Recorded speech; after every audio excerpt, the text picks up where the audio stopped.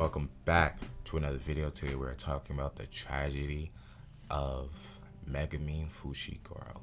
As we know, Megumi Fushigoro, in the story of Jujutsu Kaisen, even up to now, was ready to throw it all away. He wanted no one to die by his hands, and he knew that he had a last resort every chance he got. We all know the memes.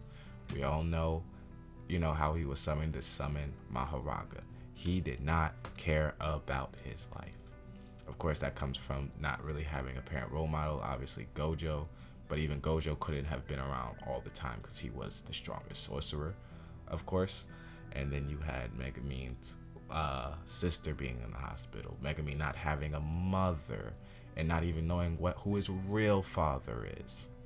And with that made him not to hold on to anything. Megumi basically had no friends his age. The Zenin clan rejected him. He was in line to be the next head, so they loved him because of the curse energy, and he had the 10 shadows technique that obviously can combat Gojo, confirmed by Gojo himself. But he just never valued it because he just never had a family aside from when Itadori enters the picture, when Nobara enters the picture, and now he's able to protect something, but he's still willing to throw all his life away. He was willing to summon Maharaga on the second episode. He was willing, I think the first episode, he was willing to summon Maharaga during when Sukuna took over Itadori for a little bit after they had their encounter with the special grade.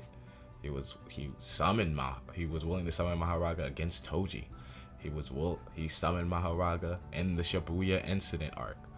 He had every chance. He wanted to pull out Maharaga, knowing it would cost him his life.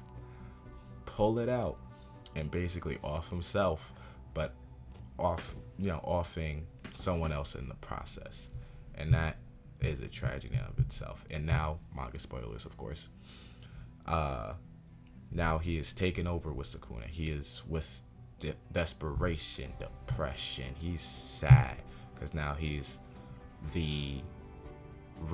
thinks he's the reason for the death of Yuta, Gojo, Maki, all his friends, and his sister that was taken over by a sorcerer as well.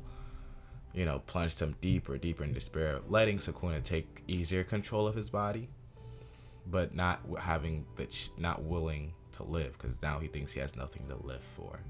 Itadori's trying to pull him out that hole, but Megumi, with his mindset, even from the beginning of the series, was just willing to throw his life away. Now, Megumi, sorry to say this, will die at the end of the series because he was willing to throw his life away. He doesn't appreciate life, so he will die, unfortunately. But there's that. But that is the tragedy for Megumi Fushigoro.